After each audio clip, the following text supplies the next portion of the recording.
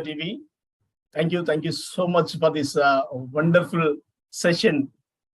It's going to be a wonderful session. I can predict it before the way we see our Excellency Dr. Shelly Bisht, who is an educator, international speaker, anchor, writer, social activist, official campus ambassador at Model Internations.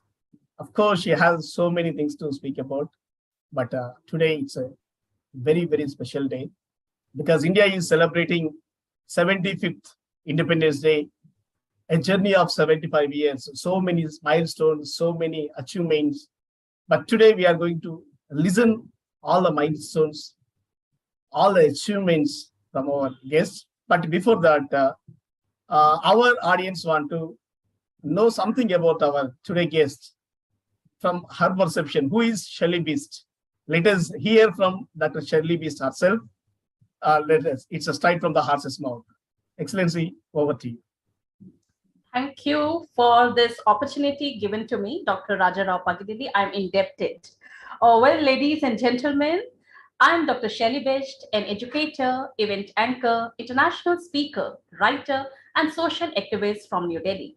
I was appointed as Deputy Center Superintendent of CBSE Term 2 Board Examination 2021-22 at SGN New Delhi, and also appointed as Head Examiner for English Core of CBSE Term 2 Board Examination 2021-22. I am a passionate educator and dynamic, enthusiastic, creative nation builder with more than 2 decades of experience with a zeal to foster holistic education and learning to children of senior secondary school. That is a short introduction, whatever I want to speak for myself. Thank you, Excellency. Thank you so much. It's a great introduction because our audience want to know from your point of view who you are. So it's going to be great and it's really great. Thank you. Thank you so much. Now we should not do any delay. Let's go to the straight to the questions because it's a 75 years journey of India since 1947. We are celebrating 75th anniversary. We see the media, we are there, that, those as you mentioned, these milestones. Okay, with all these, we are very happy, but we want to know what are the milestones set by India in your perception as an educator. I think you can enlighten us on this. So, will you please answer this question? Yeah, what are the milestones? Yeah, as far as India's major achievements since 1947. So first of all, I want to speak on Indian Constitution, which was launched on 26 January 1951, because that is something great which happened since independence. Now, it laid down the framework that demarcates the fundamental political code, rights and duties of the government and the citizens. Our constitution earned us the title of the largest secular democratic country in the world. And the second thing which I want to highlight is the Green Revolution, which was introduced in the year 1967. Now, despite being an agricultural state, India was food deficient and relied heavily upon imports of food grains to feed the large population. The Green Revolution made India a self-sufficient nation. Now, today, India is the largest producer of pulses and the second largest producer of rice, wheat, and sugarcane globally. And the third highlight is the polio eradication. Now, in 1994, India accounted for 60% of the world's polio cases. Within 2 decades, India got the polio-free certificate from the World Health Organization in 2014. The vigilant movement to prevent polio dramatically increased the life expectancy from 32 years, that means 1947, to 68.69 years. And the next is the great thing, and that is space and technology. Now, ISRO, which is basically Indian Space Research Organization, was founded on 15th August 1969, giving new flight to space research in India. In 1975, India launched its first space satellite, Aryabhatta, and never looked back. Rakesh Sharma became the first Indian to go to space in 1986, and at present, the best indigenous technology-based launch vehicles have been manufactured under the Make in India program. In 2008, India set a world record of sending 10 satellites in orbit in a single mission through PSLV-C9. We successfully launched satellites like Chandrayaan to the moon and became the first country to reach Mars in our first attempt through Mangalyaan. Right to education is the next point, which I think is something very important, because India has come a long way in making education a crucial part of Indian development. The Right to Education Act 2010 affirms education as a fundamental right of every child, providing free and compulsory elementary education to all. And next is the powerful defense. After independence, India strengthened its defense so that history does not repeat itself. In 1954, India launched the Atomic Energy Program. In 1974, India conducted Smiling Buddha, its first nuclear test, making its place on the list of 5 nuclear-powered nations. This is one of the biggest achievements of India since 1947. Today, India has the second largest military force and largest voluntary army in the world. And the next point is gender justice. India has taken progressive steps to promote gender equality. The Dowry Prohibition Act 1961 and Domestic Violence Act 2005 have discouraged social evils. Many government programs like Beti Bachao, Beti Padhao work on eliminating gender bias in the country. So if I talk about the achievements of India since 1947, these are the bright examples of a great potential. Be it Mangalyaan or yoga, Olympics or beauty pageants, India is constantly breaking records and making history. With thriving cultures and beliefs, India moves further, united to new heights of success. And I don't know, in the coming future also, we might be having so many things to speak on. Thank you. So great, Excellency. Really, it's wonderful because it's like reading a book. You have covered so many aspects, so many achievements, so many milestones in just a 5 minutes answer. It's incredible because it took us 1 year to learn all these. But thank you so much because the way you detail it, it's really so exponential. Thank you, Excellency. And of course, everyone accepts that we have so many achievements, not only in all these sectors, whatever included, but in the current scenario also. If we take any corporate company, multinational company, whatever it may be, are world top companies, we can see the CEOs of Indians. In the US, UK, in Western countries, our Indians are there in so many top companies. So really, it's a very incredible journey of India in all aspects. Of course, still we are lagging behind. We have to believe, we have to trust, because this is what reality. So many achievements to say, but there are certain instances where we are lagging behind. We can see still the poverty. Actually, India expected to be superpower, but that place is occupied by China at present. We don't know why the reasons, but it had happened. So no problem, because our day will also come. But the thing is, we have to curb so many things that are there in India, especially the poverty, hunger, all these so many areas are there. Anyway, we want to know from your perception, right, where we are lagging behind and how can we cope up all these challenges. So we want to hear from you, Excellency. Yeah, wonderful question.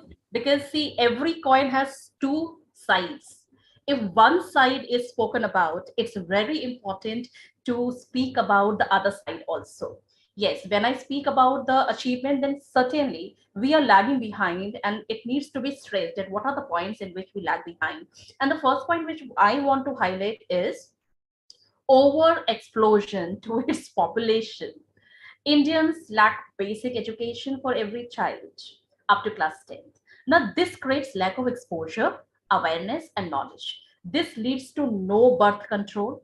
Hence, the country still leads among nations with the highest amount of population. And I think this is one of the most important thing in which we have to really think. Second is lack of compulsory basic education. Children who live in slums in India do not study after class second or third, as their parents do not have money. The children start working as probably rag pickers, beggars, or maids in streets and houses, respectively. So India lacks in education. We just taught theoretical things, but our life is not theoretical, it is practical. So things must be taught and learned practical. There are many people who just learn it for the sake of learning, but they don't understand it. The antiquated and outdated education system makes our people lag behind in a number of aspects.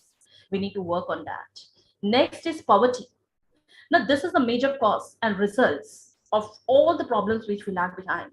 Overpopulation, lack of education causes poverty. Poverty causes crime and ill acts which get reflected in Indian mentality wherever they survive. research and system integration. If the focus was curiosity and creativity, then India has the brains to make huge advancement. We are lagging behind in the rural development, sports, healthcare, judiciary, and basically, India is lagging behind in unity. Now, every state has its own religion, political party, which creates a wall between unity of people. Now, these all causes the real gems of country to work abroad. For an example, if I quote the example of Satya Nadella or Sundar Pichai, whatever few startups that have sprung up has been devoured by foreign companies or investors. But the situation is greatly improving these days. People have started following their passions on a much larger scale. Also, some big leagues of Indian investors are supporting many Indian startups. If you talk about our Indus Valley civilization, which is one of the oldest, with a culture of rich and diverse Indians. Now, Indians not only invented zero, but had understood the essence of atoms and molecules when the other civilizations were just evolving, and its spiritual ethos is worthy of mention here, where nature is also worshipped. Now, Indians by nature are secular and inclusive. Hence, we have a melee of cultures.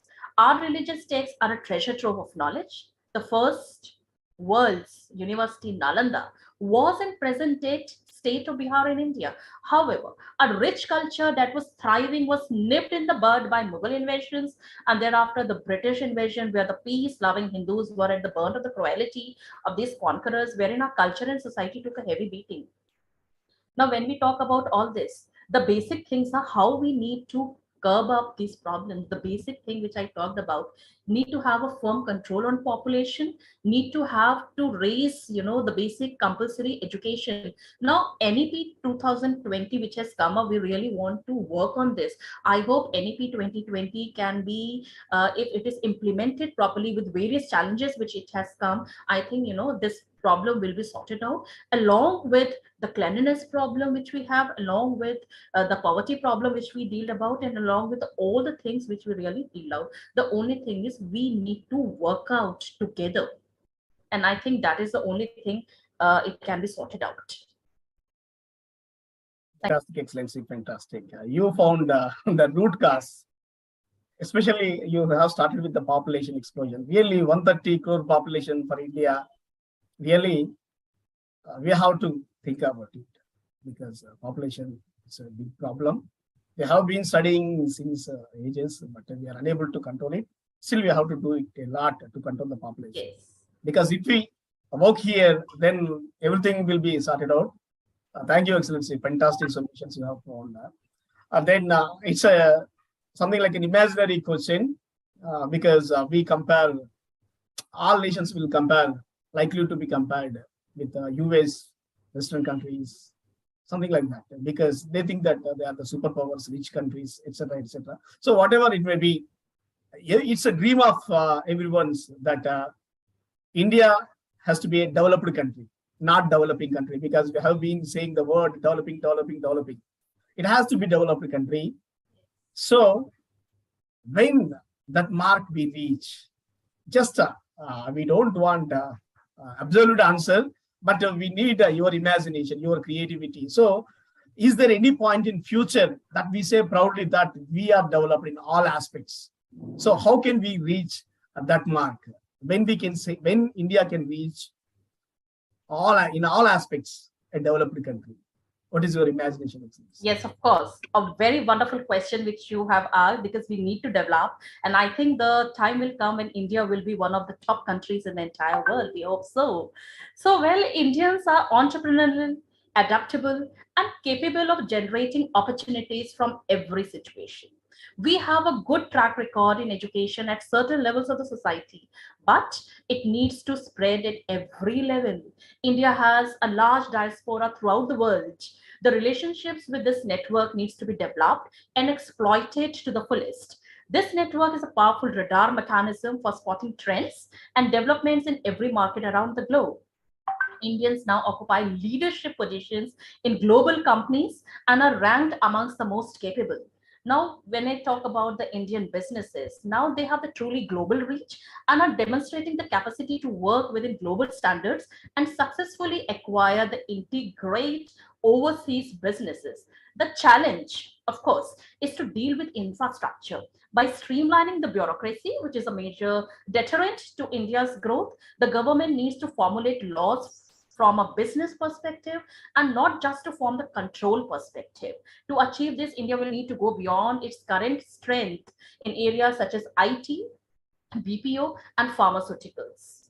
Process is being made in every sector, and the signs are already there that global leaderships can be achieved. However, India will face a number of challenges if it is to achieve and sustain a position of global leadership in the face of intense competition from both the established economies that those are developing fast, and these include the infrastructure. Now, India needs to establish world-class roads, integrated transportation, telecommunication, energy, shipping, and these are needed both to support domestic needs and to attract the world-class investors also. Now, I certainly believe that education and poverty, India must develop a well educated and skilled nation capable of meeting the human resource demands of the growth path it wants to pursue. Education is the only permanent mechanism for eradicating poverty and overcoming the class divides. And I think if we are to match, for an example, China's industrial success, we have to be able to develop and maintain the same industrial disciplines that have enabled China to become the world's manufacturer. Now, this involves developing the discipline and capacity to run both large scale production lines and small, flexible operations, deliver consistent and continuously improving quality. And I believe that when we talk about the agriculture productivity, also, when we talk about our savings and investment, also, and when we talk about all this, and I think we can develop only and only when we work on bribery and corruption. Not great strides have been made, however, but for India to sustain global economic leadership, it must strive for achieve a top 10 ranking of the Global Transparency Index, and it can be happen only and only when we seriously curb the problem of corruption in India, and when we seriously take up the education so seriously, because our Indian education should be job oriented. One focus is to maintain the holistic development of the child, but then also it should come out with some good jobs so that the brain drain can be stopped.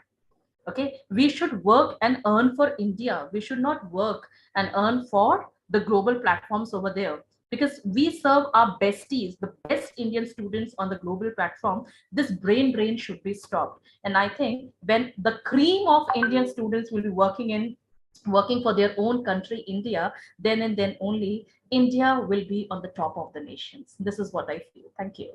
Thank you. Thank you.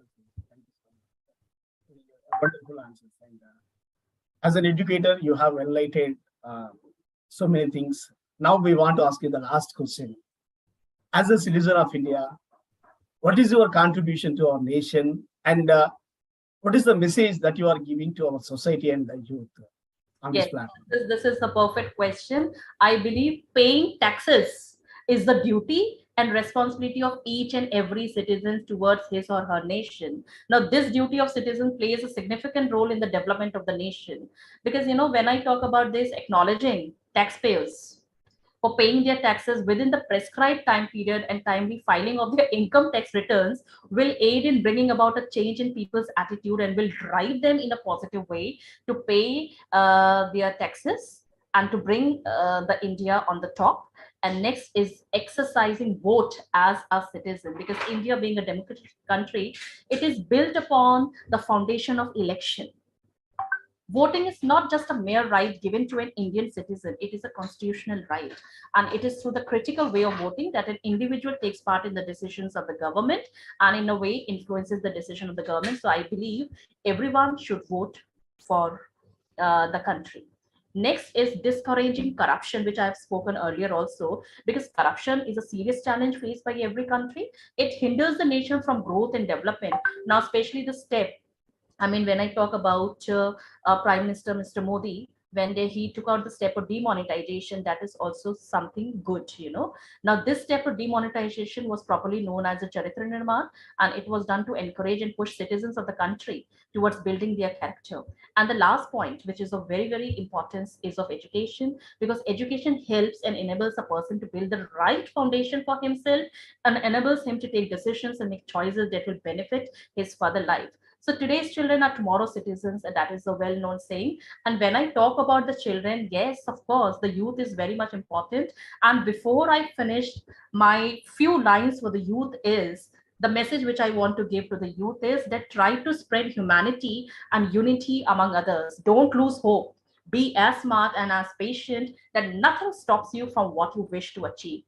You are unique in the way you are. You are lucky more than you think. Just believe in yourself. Everything will come to you in the right time. The only thing which you want to do or wish you should do is keep working and keep shining. Raise your head high and leave all the fear of the mind behind. Never step back when the storm comes. Instead, face it with a full courage. Believe you always, then nothing seems impossible. Think beyond your ability, dream beyond your imagination. You can make your every desire fulfilled with your hard work and dedication. Keep your spirit up always and win challenges. Feel your soul focused on your goal. Avoid the temptation on road and don't see anything except your aim. Enjoy the life by making our dream true and be happy in your life, because in this world there are many reasons that make us bad, but it has only a few good reasons to be good. Choice is yours. You can go with the crowd or can make your path own. If in your life you cannot find your path to go, then ask your mind where to go. Your mind never misleads you. Have faith in you and go ahead in your life always. Jai Hind, Jai Bharat, Vande Mataram. Thank you. Thank you, Dr. Shelly Bisht. Really, this program is awesome, amazing. As I said in the beginning of this program, it's going to be stupendous and great. Really, you made it great and wonderful. Especially, you have given some important points regarding the development of our nation, and your views are really very much essential. Thank you so much. As an educator, you have enlightened, thrown light on some burning issues. Thank you, Excellency. And thank you for gracing this program on this special day as India is celebrating 75th anniversary.